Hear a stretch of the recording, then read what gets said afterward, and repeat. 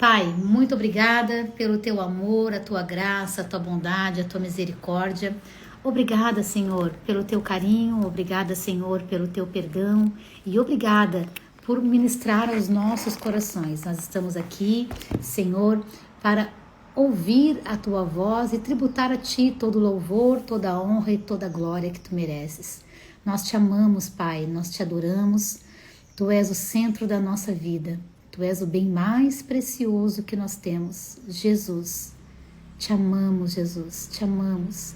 Muito obrigada por levar sobre si as dores, as enfermidades e liberar sobre as nossas vidas o perdão dos pecados. Muito obrigada, Jesus. Muito obrigada, Jesus. Te amamos, te louvamos, te agradecemos e te engrandecemos. No nome santo e precioso de Jesus. Amém. Graças a Deus. Aleluia. Glória a Deus, meus amados e queridos. Sejam bem-vindos. Vamos dar o nosso bom dia abençoado em nome de Jesus. Amém? Vamos dar o nosso bom dia abençoado. Vamos ver quem está aqui conosco. Pastora Lucilene, a paz do Senhor, minha querida, Deus abençoe. Priscila, a paz do Senhor, minha amada. Missionária Nalva, a paz do Senhor, minha querida. Pastora Guedes, minha amiga, um beijo. Pastora Leia, um beijo, minha amada, querida. Ana Zélia também, bom dia. Que bênção, glória a Deus. Christian Bugal, bom dia. Quem mais está aqui conosco? Conexão Cristã, bom dia, paz do Senhor, que bênção. Vamos lá então, vamos para o tema de hoje. O tema de hoje é o toque da fé. É um tema que nós vamos aqui aprofundar no texto bíblico, mas eu quero, antes de entrar no texto bíblico, no nosso texto áureo, eu quero falar com você sobre a importância do conhecimento. A importância do conhecimento. Amados, o conhecimento, ele nos prepara, o conhecimento, ele nos protege, o conhecimento, ele nos capacita. O conhecimento é a chave para a libertação do espírito, da alma e também do corpo. Quanto mais nós temos o conhecimento das coisas, mais livre nós nos tornamos. Eu tenho estudado muito, eu estou indo agora para o último semestre da minha faculdade de formação em biomedicina, e nós temos estudado muito as questões da atuação dos fármacos, da atuação dos medicamentos na corrente sanguínea, em todo o sistema nervoso. E eu tenho visto a grandeza de Deus, como Deus ele cria e ele forma o nosso corpo de uma forma tão linda, tão maravilhosa. O nosso corpo, amados, ele foi feito com uma riqueza de detalhes tão grande, são bilhões de células, milhões de neurônios, é uma complexidade e uma grandiosidade de detalhes que Deus imprimiu em nós, que não há como não dizer que Deus existe. Não há como dizer que toda essa riqueza de detalhe ela foi feita do nada. Não. Há um Criador e há uma criação. Amém? Então o nosso texto de hoje está no Evangelho de Marcos, capítulo 5, a partir do versículo 21. Marcos 5, 21. Vamos lá? E passando Jesus outra vez num barco para o outro lado, ajuntou-se a ele uma grande multidão, e ele estava junto do mar. E eis que chegou um dos principais da sinagoga, por nome Jairo, e vendo, prostrou-se aos seus pés e rogava-lhe muito, dizendo: minha filha está moribunda, rogo-te que venhas e lhe imponhas as mãos, para que sare e viva. Vamos deixar aqui o texto bíblico. Obrigada, minha querida.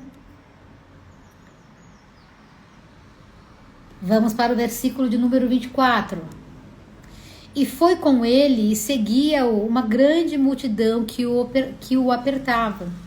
E certa mulher que havia 12 anos tinha um fluxo de sangue, e que havia padecido muito com muitos médicos e despendido tudo quanto tinha, nada lhe aproveitando isso, antes indo a pior. Ouvindo falar de Jesus, veio por detrás entre a multidão e tocou a sua vestimenta, porque dizia: se tão somente tocar nas suas vestes, sararei. Agora vamos para o texto de Lucas, capítulo 8. Lucas, glória a Deus, Liliane, glória a Deus, minha querida. Lucas, capítulo 8, do versículo 40 ao 56. Vamos lá? Lucas, capítulo 8, do 40 ao 56.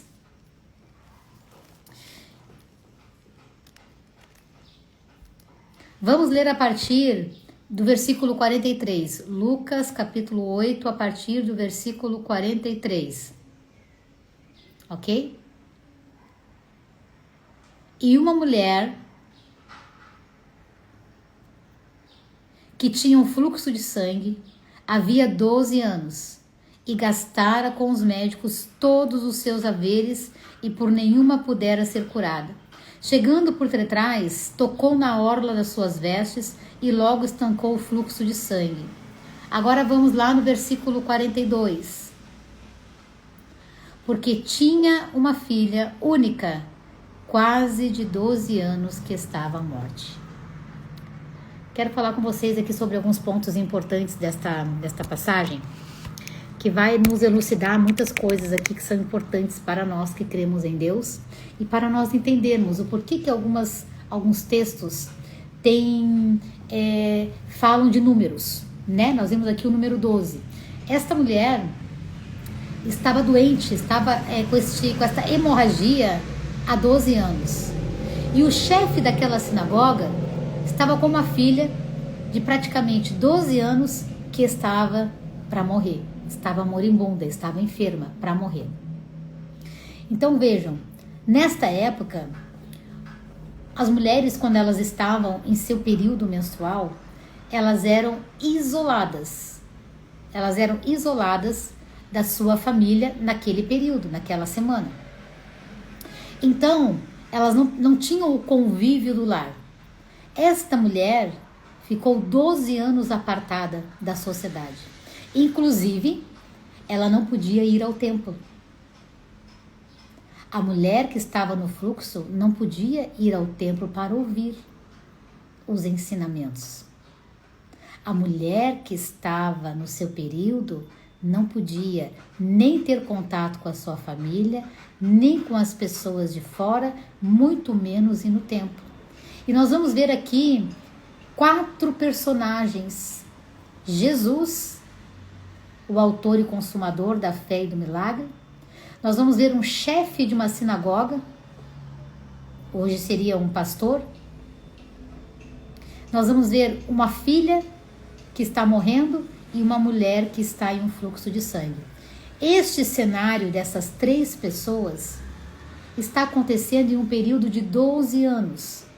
E o número 12, na numerologia bíblica, significa escolha. É o número que retrata esta questão. Agora, vamos analisar todo o cenário desse texto e vamos ver a glória de Deus, claro, e vamos trazer aqui alguns pontos importantes. O chefe da sinagoga, certamente, não aprovara a mulher do fluxo de sangue. Podemos conjecturar, porque ela não podia entrar na sinagoga. Agora ele vai encontrar Jesus e vai falar para Jesus: venha comigo, a minha filha está doente. Jesus olha para ele e eles vão seguir em direção à casa de Jairo. Entretanto, no meio do caminho, a mulher que foi rejeitada pela sociedade e a mulher que foi rejeitada pela sinagoga vai encontrar Jesus. E Jesus vai parar para atendê-la, antes de atender o pedido do chefe da sinagoga. E é um ponto importante aqui disso tudo, que eu quero falar com vocês também. Quando essa mulher ela encara a multidão, ela vai tocar nas orlas de Jesus. E o que é a orla? A orla não é a barra da túnica de Jesus.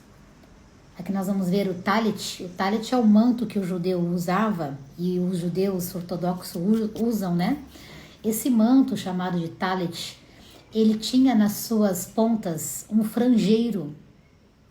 Tinham ali os franjeiros, tinham 13 franjeiros em média, que representavam aí o número desse talit era o número 600.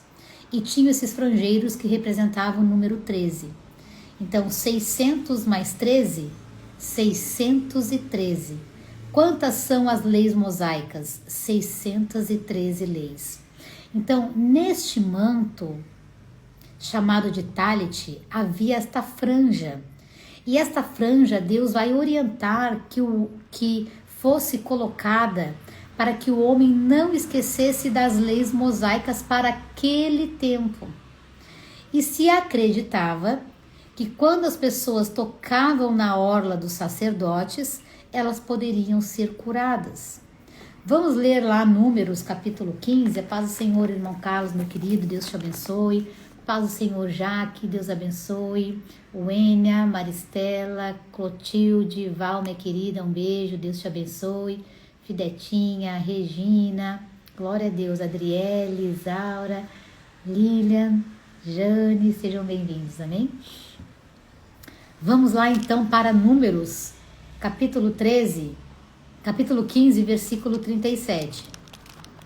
Gênesis, Êxodo, Levítico, Números, vamos lá? Números, capítulo 15, do verso 37. Acompanhe aí comigo, por favor.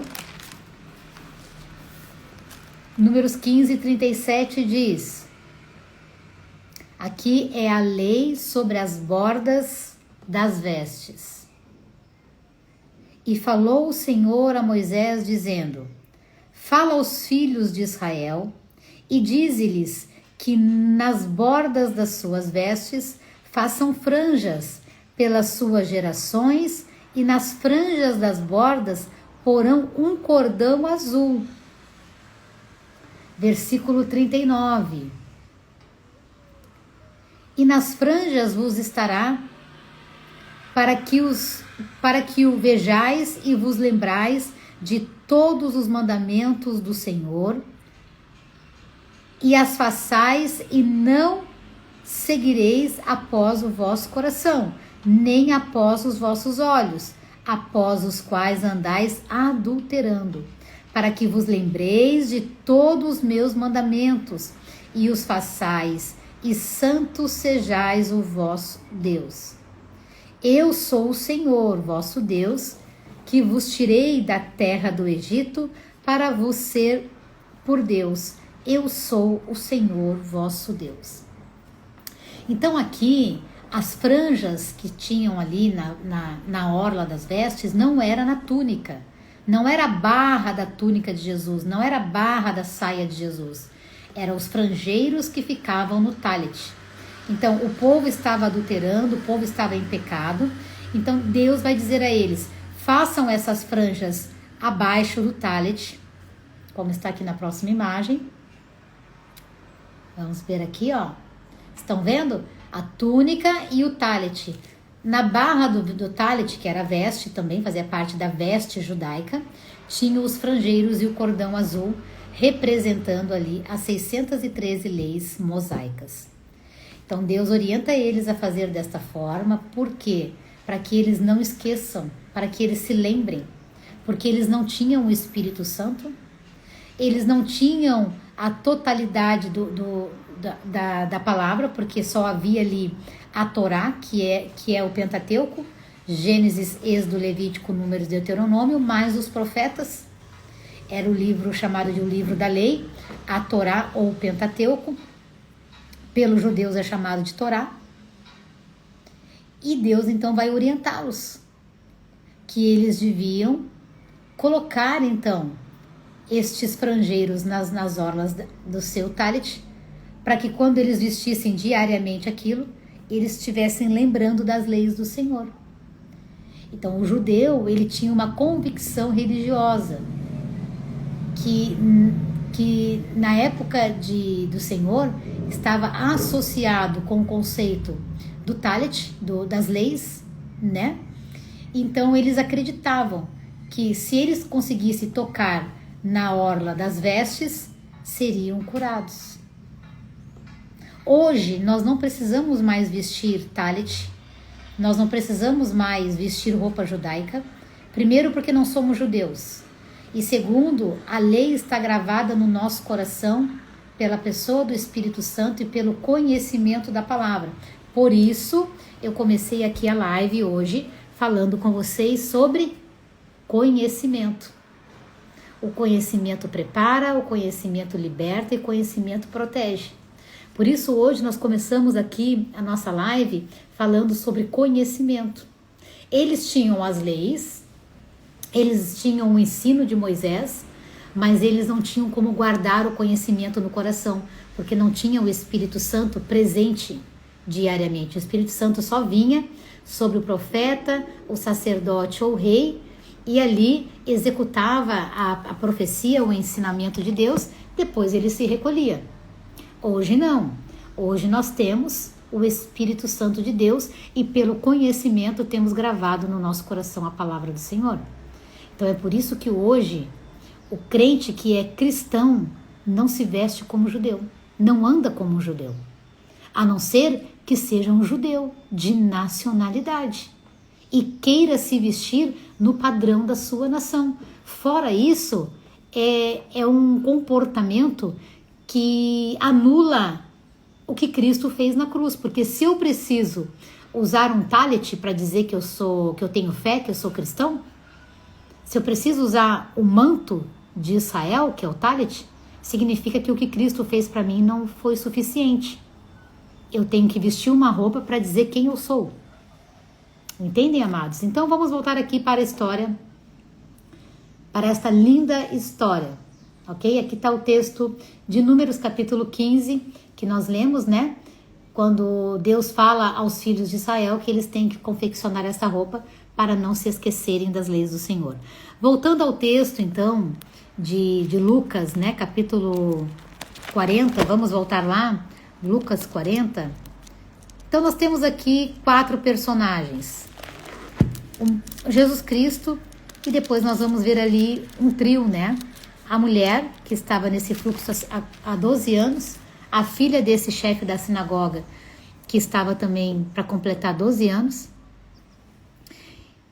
Então, a mulher que foi rejeitada, porque essa passagem, amados, ela tem 2 significados. Ela tem esse significado literal, que aconteceu, né? É uma história verídica, e ela tem um significado espiritual que se trata também da igreja, né? Mas isso aí fica para uma outra live de ensino que a gente venha fazer futuramente, ok? Então, a mulher que foi rejeitada socialmente e espiritualmente vai ser curada primeiro. Olha como Jesus Cristo, ele é surpreendente.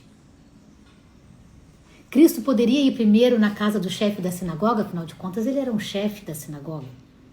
Afinal de contas ele era um líder sacerdotal. Mas Jesus não olha as pessoas pela posição que elas exercem. A posição é importante? Claro que é. O chamado é importante? Claro que é. O cargo, a função eclesiástica é importante? Claro que é. Se não fosse importante, não estaria na Bíblia. Se não fosse importante, Paulo não falava aos Efésios sobre os ministérios. não falava aos coríntios sobre os dons, não falava aos gálatas sobre os frutos. Mas o ponto central aqui é a fé. É o entendimento, o conhecimento da verdade. Quando esta mulher ela ouve que Jesus Cristo vai passar, nós sabemos que ela vai enfrentar uma multidão, que ela está vestindo vestes de uma pessoa impura, porque ela estava sangrando. Mas o ponto-chave da nossa ministração aqui hoje é o toque da fé. O que significa isso? O toque da fé. É um movimento que parte de nós na direção de Deus. É um movimento que parte de você em direção a Deus. Só que Deus não está longe. Deus não é um Deus longe. Deus é um Deus perto. Deus, ele é um Deus perto. Então ele não está interessado que você se vista como um judeu. Ele está interessado que você se vista com vestes de justiça. Vejam, aquela mulher encurvada era uma filha de Abraão. Quantos anos ela ficou encurvada? 18 anos. E ninguém daquela sinagoga teve compaixão de visitá-la qualquer dia da semana, porque aos sábados eles não queriam que as pessoas fossem curadas. Eles queriam guardar a lei mosaica. E Cristo olha para ela e diz: como uma filha de Abraão, como vou deixar assim uma filha de Abraão? Quem é filha de Abraão? A filha de Deus. Como vou deixar assim um filho meu? Como vou deixar encurvado? Como vou deixar sangrando? Como vou deixar cego? Como vou deixar surdo? Como vou deixar pobre? Não! Deus não nos deixa. Mas há um movimento seu que você precisa fazer. Que é um movimento de enfrentar, de encarar a situação com fé. Pode ser que hoje a tua situação seja no corpo. Pode ser que você esteja com miomas, com câncer, com artrose, osteoporose, com diabetes. Pode ser que hoje a multidão seja um problema no teu corpo. O que você tem que fazer? Você tem que encarar isso. Você tem que ir em direção a Deus. Ou seja, Deus está em você, você tem que se conectar a Deus. E receber de Deus, pela pessoa de Jesus, a cura. E receber de Deus a graça, a bondade, a misericórdia. Se a tua multidão hoje é a falta de dinheiro, é a sua questão financeira, você tem que exercer o toque da fé. Você tem que ir em direção à palavra. E tem que trazer esta palavra para dentro de você e colocá-la em prática. Em nome de Jesus. Amados, nós não podemos, em nome de Jesus, preste atenção nisso que eu vou falar com você. Nós não podemos colocar nada acima de Deus.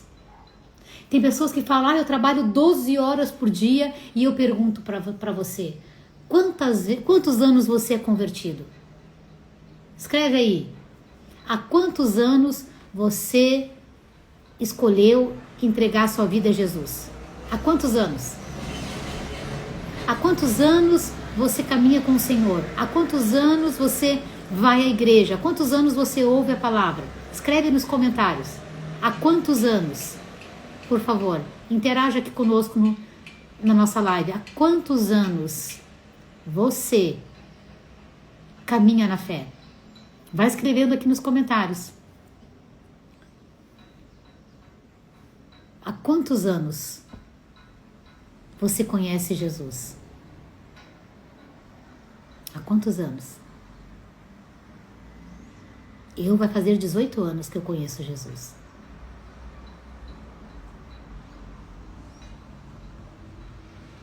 Quantas vezes, agora você vai responder, se você quiser, não precisa escrever, mas você vai responder para você a segunda pergunta.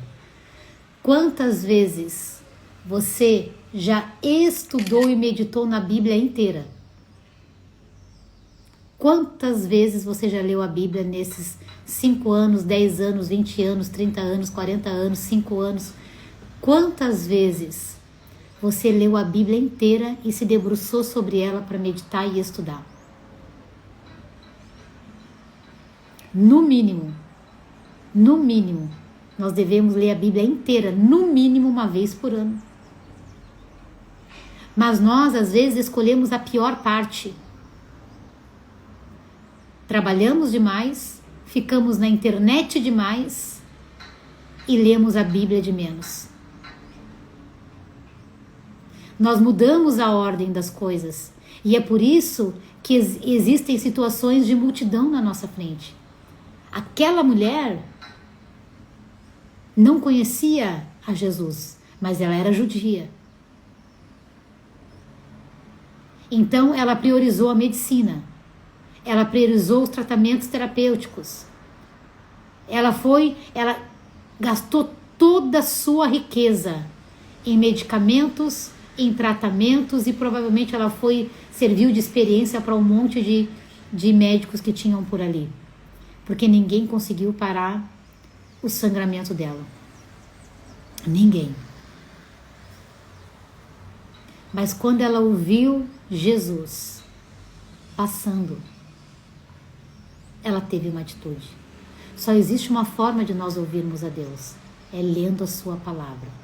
Tem momentos que nós podemos até ouvir a voz de Deus de forma audível, mas ouvir os ensinamentos é através da meditação, é através do conhecimento, é através da leitura. Então esta mulher ouviu e ela foi em direção a ele. E hoje, como que nós vamos na direção de Deus? Lendo a sua palavra, conhecendo a sua palavra, meditando na sua palavra, investindo tempo em ler e meditar, porque não é só ler. Eu tenho que ler e eu tenho que ter um tempo ali para meditar naquele texto, que é o que nós estamos fazendo aqui, nós estamos meditando no texto, para que esse texto cresça dentro de nós e a palavra faça todo o seu trabalho dentro de nós, espiritual, cognitivo, emocional, em nome de Jesus. Então, quando esta mulher ela vai tocar nesse franjeiro, na orla do seu talit, é isso mesmo, Nalva, minha querida, Josué 1:8, medita na minha palavra dia e noite para que você vá bem em tudo aquilo que você faz. É a ordem de Deus para Josué. Então, quando essa mulher vai até Jesus e ela toca aquele franjeiro, naquele primeiro momento, ela está agindo com a fé que ela tem, que era uma fé baseada na Torá. Que eles tinham então essa crença, que se eles tocassem na orla, eles poderiam ser curados. Era a fé que ela tinha, porque ela não conhecia Jesus ainda. Ela vai conhecer Jesus agora, quando ela toca e o sangue para. Olha que tremendo, vamos lá. Versículo de número 44 de Lucas 8.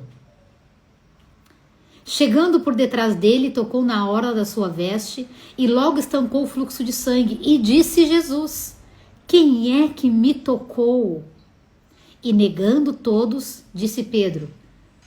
E os que estavam com ele: mestre, a multidão te aperta e te oprime. E disses: quem é que me tocou? E disse Jesus: alguém me tocou, porque bem conheci que de mim saiu virtude. Virtude é poder. Versículo 44. Então, vendo a mulher que não podia ocultar-se, aproximou-se tremendo e prostrando-se ante ele, declarou diante de todo o povo a causa por que lhe havia tocado e como logo sarara. Veja, Jesus percebeu que alguém tocou nele com fé. Por isso que o tema de hoje é o toque da fé.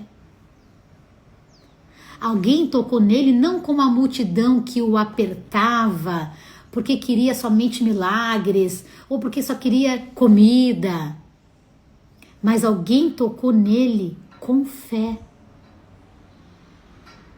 Então a fé, ela é um instrumento que faz com que agora, né, falando dentro desse texto, que Jesus pare para lhe ouvir. É a fé. A fé é esse instrumento. E ele vai parar e vai perguntar porque ele vai querer que as pessoas vejam aquela mulher curada. Por quê? Porque ela era excluída. E agora Deus vai mostrá-la publicamente. Glória a Deus! Aleluia! Talvez você seja essa pessoa que foi excluído da sua igreja, excluído da sua família, excluído do seu casamento. Mas quando você toca em Cristo, Ele mostra você publicamente restaurado, curado, transformado. É Cristo que vai mostrar você publicamente. Vejam, os homens, é como se tivessem encarcerado esta mulher, 12 anos. 12 anos ela ficou num cárcere. 12 anos sangrando. 12 anos sem poder ter contato social, sem ter contato com a família. Escondida da sociedade. Mas Cristo cura, transforma, restaura, levanta o caído. Dá vista ao cego. Dá audição ao surdo. Dá fala ao mudo. Coloca a pessoa de pé e mostra ela publicamente. Glória a Deus, glória a Deus. Esse é o nosso Jesus. O Jesus que está levantando pessoas aqui hoje. Jesus que está curando pessoas aqui enquanto a palavra está sendo ministrada. Jesus que está salvando pessoas que estão aqui ouvindo esta mensagem. Este é Jesus. Jesus que não esconde os seus. Jesus que mostra a sua glória. Este é Jesus. O nosso Jesus, o nosso Senhor, o nosso Salvador. Este é o nosso Jesus. As pessoas vão tentar, amados, elas vão tentar nos esconder, elas vão tentar nos abafar, elas vão tentar denegrir a nossa imagem, elas vão tentar, mas Jesus, quando recebe o nosso toque, Ele nos levanta e nos mostra publicamente. E ele pediu para que esta mulher contasse a causa pelo qual ela tinha ficado 12 anos excluída. Agora imagine comigo a cena. Ela toca